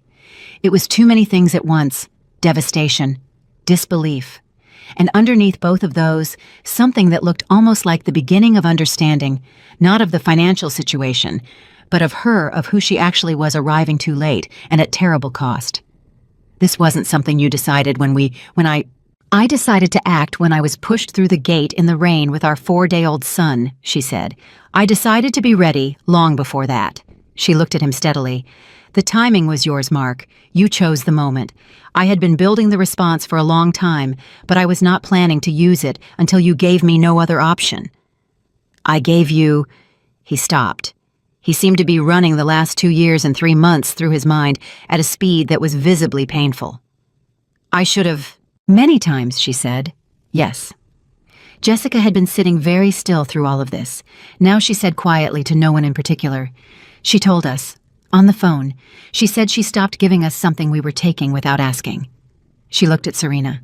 That's what you meant? Yes, Serena said. I understood it then, Jessica said. I didn't tell them. A pause. I don't know why I'm saying that. I thought you should know that I understood. Victoria turned to look at her daughter with an expression that had several layers to it, the top layer being something close to betrayal, and beneath that something closer to the dawning comprehension that she was sitting in a room where she had dramatically less information than almost everyone else present, including her own 29-year-old daughter, and had had dramatically less information for a very long time. Whitfield set down the documents he had been reviewing. Ms. Carter, he said, in the careful voice of someone who is trying to maintain professional function in an extremely unusual situation. My clients will need time to review these materials with independent counsel. I'd like to request a 2-week period before any formal response is required. You have 10 days, she said. The terms in the final tab are the terms I'm prepared to accept. They are fair. I did not make them punitive. I made them accurate. She looked at each of the 4 faces across the table in turn. I want you to understand something. I did not come to this meeting to celebrate what has happened. I came because you deserve to hear it from me directly in a room face-to-face rather than through documents and lawyers and second-hand accounts. You deserve to know who I am. You should have known a long time ago. She gathered her folder and stood. Leo made a small sound in the carrier against her chest. She put her hand on him reflexively, the automatic gesture of a mother orienting to her child, and felt him settle. She looked at the table one final time. At Victoria, who had not moved in several minutes, and who looked smaller than Serena had ever seen her look, as if something structural had given way inside her, and she was sitting in the space where it used to be. At Mark, who was still looking at her with that expression she could not name, and would not try to because it was his expression to carry, and his understanding to arrive at in his own time. At Jessica, who gave her a small nod, not quite an apology, and not quite an acknowledgement, and not quite respect, but something composed of all 3. At Whitfield, who was already writing. Daniel will be your point of contact for the next 10 days, she said. He has my authority to answer questions and provide additional documentation. He does not have my authority to renegotiate terms. She put her hand on the back of her chair. Anything else before I go? Silence. She nodded once. She walked out of the boardroom. The corridor outside was quiet. She walked at the length of the building and her footsteps were even, and Leo breathed against her chest, and she did not look back at the room she had left because there was nothing there she needed to see anymore. She had seen it. She had said everything that needed saying. The rest of it, the lawyers, the paperwork, the long mechanical process of consequence working itself through every system it needed to move through all of that would happen, whether she watched it or not. She pressed the elevator button. The doors opened. She stepped in. And as the doors closed behind her and the elevator began to move, she realized that her hands, which had been steady through the entire meeting, through every word and every silence and every face across that table, were shaking now. Not from fear, from the release of something that had been held for a very long time, from the particular trembling that comes when you have finally completely set down a weight you have carried so far and so long that your body has forgotten what it feels like not to carry it. She pressed her back against the wall of the elevator and breathed. 37 floors, going down. The elevator doors opened on the lobby, and Serena walked out into the morning and did not stop moving. She had learned a long time ago that the moments immediately after something significant either carried you forward or pulled you under, and the difference between those two outcomes was almost entirely a question of whether you kept moving. So she kept moving. Through the lobby, through the glass doors that the security attendant held open without her asking, out into the air of the city which was cold and clear and smelled like exhaust and rain-wet concrete, and the particular sharpness of a morning that had not yet decided what it wanted to be. The driver was at the curb. She got in. Leo made a sound against her chest that was not quite a complaint and not quite contentment, but something in between the sound of a person who has been patient long enough and has opinions about lunch. She adjusted the carrier and held him and told him quietly that she heard him, and they were going, and he could be patient for 7 more minutes, please. She did not know if he understood patience yet. She thought probably not. She thought probably it was something she would spend the next 18 years teaching him, and she was fine with that. She had time. She had, for the first time in what felt like years, actual unencumbered time that belonged to her and to him and to no one else. The car moved into traffic. Her phone buzzed. Daniel. "How do you feel?" he asked. She thought about it honestly. Like something ended. Good ended or bad ended. Both, she said, at the same time, which is the only honest answer. Victoria didn't say a word after you left, just sat there. Whitfield started going through the documents, and she just sat there with her hands in her lap. A pause. "I've been in a lot of rooms with a lot of people who've just gotten difficult news. That was different." "How was it different?" "She looked like someone who had just been shown a version of their own life from the outside," Daniel said. "Like she recognized it but couldn't make it match the version she had been living in." Serena looked out the window at the city. That's exactly what it was. Mark asked if he could call you. "What did you tell him?" "That I would pass along the message." "Tell him he can write," she said. "Not call, write. If he has something to say to me, he should take the time to write it down. That way he'll actually think about it before it comes out." "Understood." A brief pause. "And Jessica? What about her?" "She asked me before she left if there was anything she could do. Those were her exact words. Is there anything I can do? I cannot solve that." Serena sat with that for a moment. It was a small thing. It was also not a small thing. Is there anything I can do was the question of someone who had accepted that the situation was real and was already oriented toward the future rather than stuck arguing with the past. It was the one thing none of the others had managed to do in that room. "Tell her that if she means it," Serena said, "she'll know what to do when the time comes. And if she doesn't mean it, I'll know that too. I'll tell her." She ended the call and settled back and watched the city move past. She was not, she realized, thinking about the boardroom anymore. She had thought about that room for months in the way that you think about a difficult conversation. You know is coming, rehearsing it, revising it, preparing for the versions where it went sideways. And it had not gone sideways. It had gone exactly as she had intended, and it was over, and she was not thinking about it anymore. She was thinking about what came next, which was a category of thought she had been rationing very carefully for a long time and could now afford to spend freely. What came next was Leo. What came next was the specific and demanding and irreplaceable work of raising a person from the beginning, which she was not afraid of and was not naive about. She knew it was going to be harder than anything she had done in a boardroom. She knew she was going to get things wrong. She knew that the kind of mother she wanted to be was not something you decided once and arrived at immediately, but something you constructed through thousands of small decisions made under varying degrees of exhaustion and uncertainty and love.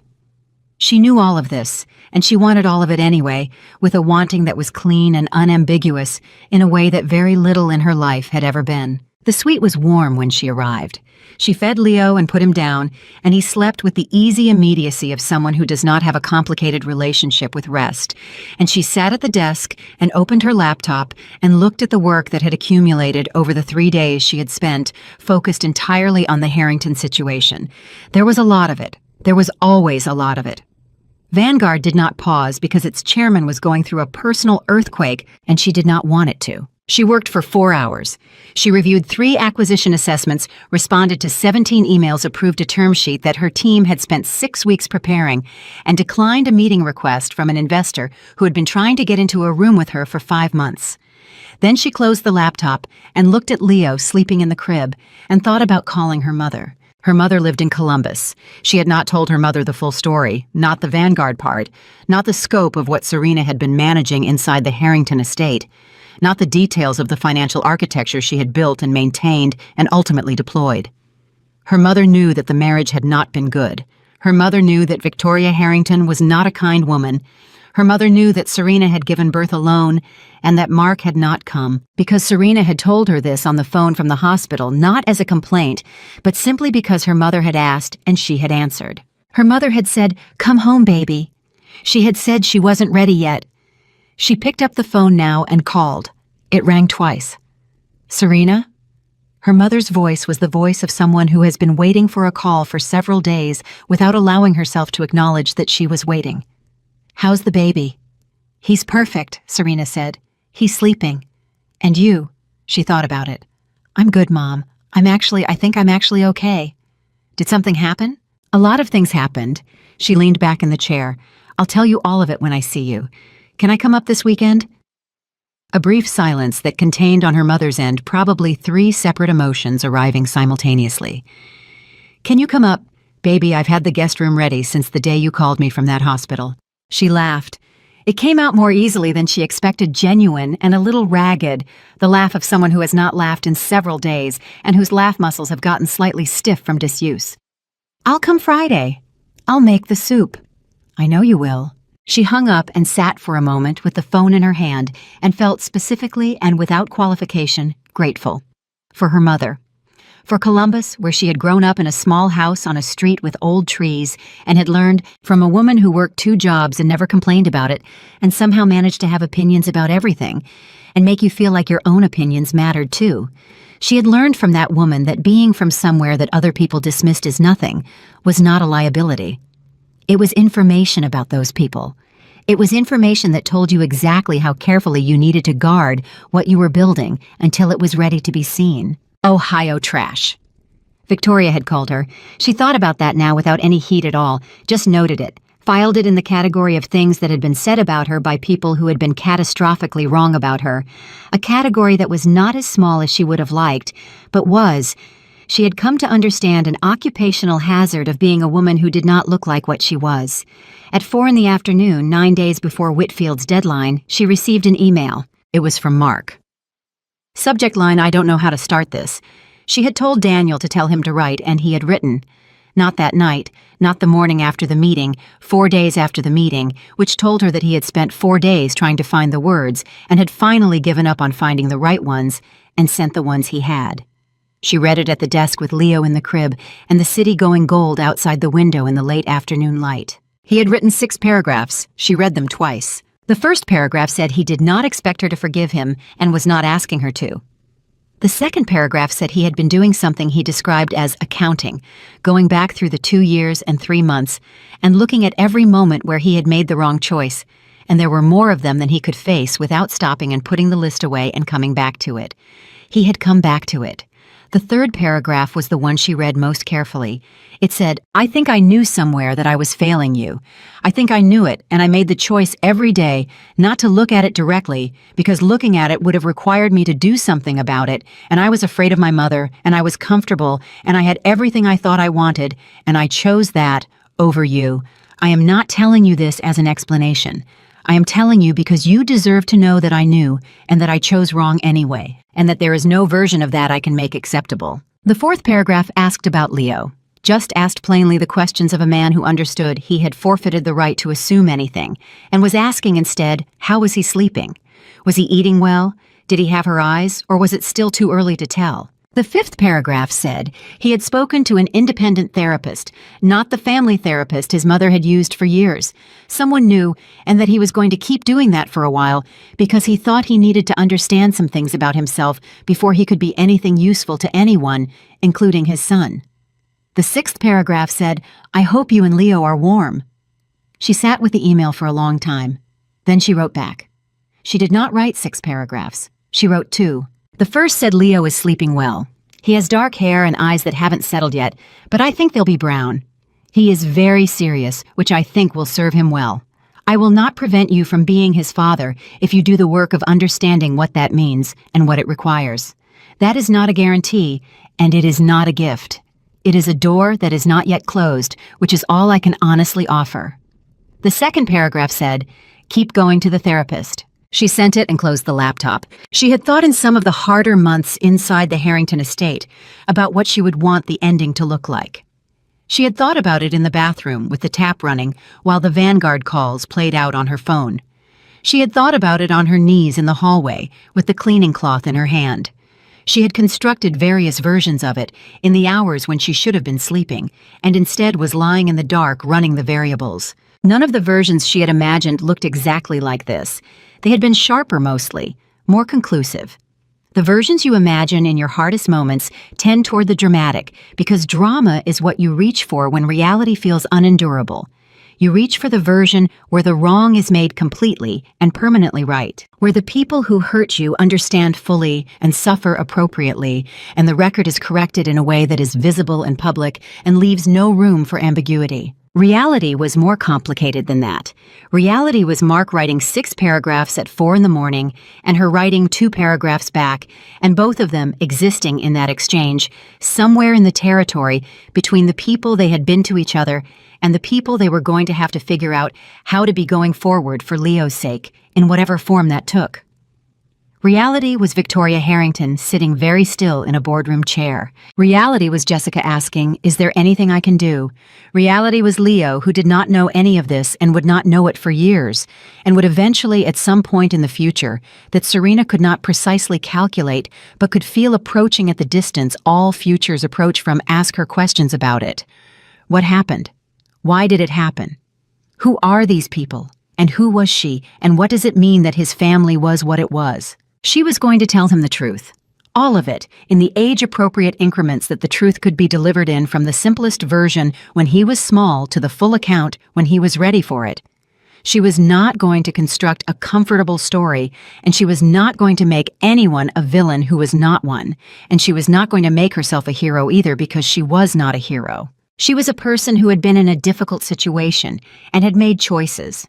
Some of them strategic, some of them emotional, some of them both, and had come out the other side with her son and her firm and her name and her sense of herself intact. That was enough. That was actually more than enough. 10 days after the meeting, Whitfield's office sent the formal response. Serena's legal team reviewed it in an afternoon. The Harrington family had accepted all primary terms with 2 modifications, both minor, both acceptable, within the parameters she had given Daniel. She approved the modifications. Daniel countersigned.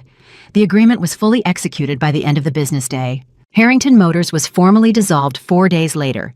The assets were absorbed into Vanguard's portfolio, which had been the plan from the beginning, not to destroy the underlying business, but to strip it of the family structure that had been mismanaging it and rebuild it under competent leadership. The 4,000 employees received formal notification that the company had been acquired and restructured, and that their positions were retained pending a 30-day review, which was the honest and legally careful way of saying that she intended to keep the workforce intact to the maximum degree possible, and had already begun the process of making that happen. Rosa Medina called on the day the restructuring was announced. She was crying, and she was not a crier, which she mentioned twice while also denying she was crying. 11 years, Rosa said. I spent 11 years watching that company be run into the ground by people who had no idea what they had and didn't care enough to find out. And now, she stopped, composed herself. I just needed to say thank you. You helped me, Serena said. This works both ways. I sent a tip to a regulatory body, Rosa said. I didn't know it would end up. I didn't know any of this was coming. You did what you did because it was right, Serena said. The rest of it found its own shape. That's how it usually works. Rosa laughed a little wetly. You're very calm about very large things. I've had practice. The estate took longer to resolve. The foreclosure process moved at the pace that legal processes move, which is to say with a comprehensive indifference to anyone's emotional urgency, and the Harrington family remained in the property during the proceedings because they had nowhere else to go, and the courts allowed it on a temporary basis. This had been one of the things Serena had considered when she structured the timeline. She had not wanted to leave Victoria and Jessica literally homeless, which was both a practical and an ethical calculation. She had wanted them out of a house they did not own and into a situation they had to build for themselves, not out of a house and into nothing. Jessica called her 3 weeks after the meeting. "I found an apartment," Jessica said without preamble. "Good. It's small, smaller than my bedroom in the estate." A pause that had something in it that was almost a laugh. "I painted the walls this weekend. First time I've ever painted a wall." "How was it?" "Terrible. I got it on the ceiling. But it's done." Another pause. "I've been applying for jobs, real ones, not the marketing title at the company that paid me to have a title." She said this with a directness that told Serena she had been doing a lot of thinking. "I have an interview next week at a communications firm." "Are you nervous?" "Terrified. Not even a hesitation. But I want to do it myself. I want to know what that feels like." "You'll know soon enough," Serena said. "Serena," her name said carefully, "can I ask you something? Go ahead. When you were in the house, all those times my mother said things, the way she treated you." A breath. Was there ever a moment where you thought about leaving early, just getting out before you had everything in position? She thought about it. Honestly, many times. What kept you? She looked at Leo, who was on a blanket on the floor working hard at the project of lifting his head, which he had been attempting for 2 weeks, with the focused determination of someone who understood that gravity was an adversary requiring sustained engagement. "A few things," she said. "The employees. I didn't want to pull out before I had a structure in place to protect them." She paused. "And something else, something more personal." "What?" "I didn't want to leave the way they expected me to leave," she said. "I didn't want to be pushed out quietly with nothing the way they were planning. I wanted to leave on terms I chose when I chose with everything that was mine." She watched Leo's head come up an inch and hold for 3 seconds before gravity won the round. "I didn't want them to have the story where the Ohio girl left because she had to." Jessica was quiet for a moment. "They never deserved you," she said. "I know that's easy for me to say now. I know I should have said something like it when it mattered, but I wanted you to know I know it." "I know you know it," Serena said. "I could tell in the boardroom." She paused. "Go do well in that interview, Jessica." "I will." A small sound that might have been a laugh. "Bye, Serena." She hung up and sat on the floor next to Leo and put her hand in front of him, and he looked at it with great seriousness, as if her hand was a problem he intended to think his way through. And she thought about Ohio, and about the apartment her mother had rented when Serena was 9, the one with the single heating vent in the hallway that they had put a blanket over to try to direct the warmth into the bedroom, and about the particular quality of ambition that comes from that kind of growing up. Not the aggressive kind, not the performative kind, but the patient and structural kind, the kind that knows that everything you build has to be built from the ground up, because there is no foundation being handed to you, and so you become the foundation yourself. That was what Victoria had never understood. She had looked at where Serena came from and seen a deficit. She had seen a woman with no family money, no legacy, no name that meant anything in the rooms Victoria cared about, and she had concluded that this meant Serena had nothing. She had not understood that the woman in front of her had been building since she was old enough to understand that building was possible, and that what she had built was not comparable to the Harrington estate, or the Harrington name, or any of the architecture of inherited wealth that Victoria had spent her life defending. What she had built was hers entirely and completely, from the ground to the roof, and no one could take it because no one had given it to her. You cannot repossess what someone built with their own hands from nothing. It does not work that way. 6 weeks after the boardroom meeting on a Tuesday morning, Serena sat at the head of the Vanguard conference table for the quarterly leadership meeting. The table was the same table, the room was the same room, but it felt different in a way she could not entirely articulate, lighter possibly. The way a room feels when something that was filling it without being seen has finally been removed. Daniel was going through the Q3 performance report when her assistant knocked and came in with an apologetic expression. "I'm sorry to interrupt. There's someone downstairs asking to see you. She says she doesn't have an appointment." "Who is it?" Her assistant said the name. "Victoria Harrington." The room went very still in the way that rooms go still when something unexpected has been introduced, and everyone is waiting to see how the person with the most information responds. Daniel looked at Serena. Carter Webb looked at Serena. Everyone at the table looked at Serena. She thought about it for 4 seconds. "Tell her to come up," she said. She let the meeting continue for the 6 minutes it took for Victoria to be escorted from the lobby to the 37th floor, and she closed out the agenda item cleanly and thanked her team and said she would need 15 minutes, and they filed out with the professional discretion of people who understood that something was happening that they were not part of. Victoria came into the room alone. She was dressed carefully, but it was a different kind of careful than the careful Serena had always seen on her. Before, the care had been the care of a woman asserting her position. The right clothes, the right posture, the right level of composure that said, "I am exactly where I belong, and you are where I have placed you." This was the care of a woman who had taken the time to be presentable, because being presentable was something she knew how to do, and it was one of the few things that still felt solid under her feet. She sat down across from Serena without being asked to sit. Her hands were in her lap. "I didn't call ahead," she said. "I noticed. I wasn't sure I would come until I was already in the car." She looked at the table, then at Serena. "I've been trying to write something, a letter. My attorney suggested it as part of in the context of the legal process." She paused. "I've started it 11 times. I can't find the right way to begin." Serena said nothing. "I told myself it was because I didn't know what to say," Victoria continued. "That's not entirely true. I know what to say. I know exactly what I did, and I know it was wrong, and I know that telling you it was wrong is not the same as making it right and cannot be." She was talking more carefully than Serena had ever heard her talk, measuring each word the way you measure something when you know you only have one chance to get the quantity right. "What I don't know is whether I have the right to say any of it to you.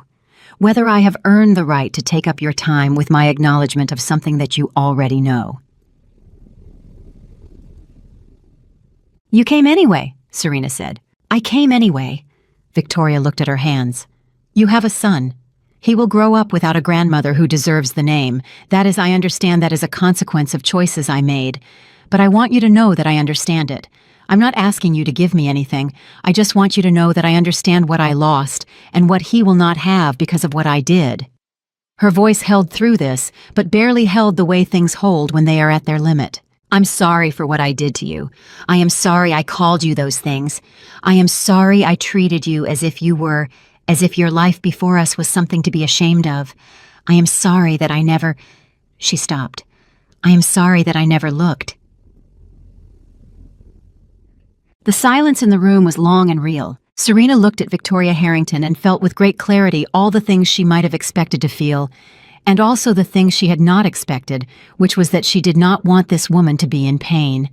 Not because she had forgotten anything, not because what had been undone by an apology delivered in a boardroom on a Tuesday morning 6 weeks too late, but because she was not someone who wanted people to suffer, not even people who had caused her suffering. And the woman sitting across from her was suffering visibly and without performance, and Serena's response to that was what it had always been, which was honest. "I hear you," she said. It was not forgiveness. It was not absolution. It was what it was, an acknowledgement that the words had been said and received, that Victoria had come and sat in this chair and said them, and that this had been noted. Victoria nodded. She seemed to understand the precise weight of what had been offered and had not been offered. "How is he?" she asked, quietly. "The baby." "His name is Leo," Serena said. "He is 8 weeks old. He lifted his head for 15 seconds last Tuesday and acted as though he had climbed a mountain." She paused. "He's doing very well." Victoria closed her eyes for a moment. When she opened them, they were bright in a way that she was working to contain. "Good," she said. "That's good." She stood up. She smoothed her jacket in the habitual way of a woman who has done it 10,000 times. She picked up her bag. "Thank you for seeing me," she said. "Victoria." She said it, and the woman stopped, turned. "The letter you've been trying to write. Stop trying to find the right beginning. Just start in the middle. Start with the true thing and let the rest follow." Victoria looked at her for a long moment. Something moved across her face that Serena did not try to name. She left. Serena sat alone at the conference room for 2 minutes. She thought about her mother's soup, which she had eaten 3 times in the 6 weeks since she had gone to Columbus with Leo, and sat in her mother's kitchen, and finally told her everything. The full account from the beginning, and her mother had listened to all of it without interrupting, and at the end had said, "I always knew you were holding something big. I just didn't know how big." She thought about Friday mornings, which had become the morning she worked from the Columbus office she was setting up there, partly because Vanguard's expansion into the Midwest made sense from a business perspective, and partly because Leo should know his grandmother and his grandmother's kitchen and the street with the old trees. She thought about Leo lifting his head, the 15 seconds of sustained effort, and the look on his face when gravity eventually reclaimed him, not defeated, not distressed, just assessing, recalibrating, already planning the next attempt. She stood up, she straightened her jacket, she went back to work. The story of Serena Carter did not end in a boardroom or in a courtroom or at a gate in the rain at 3 a.m. It did not end in a single moment of revelation or a single act of consequence, because real stories do not end that way. Real stories end in the accumulation of what a person builds after the hardest thing has been survived in the ordinary and extraordinary work of a life that belongs finally and completely to the person living it. She had been thrown out of a gate with her newborn son on a freezing night in February by people who believed she was nothing, and she had walked away, and she had not looked back, and she had not needed to. The woman they threw out was the only thing holding their world together. And the moment she stopped holding it for them, she finally started building it for herself.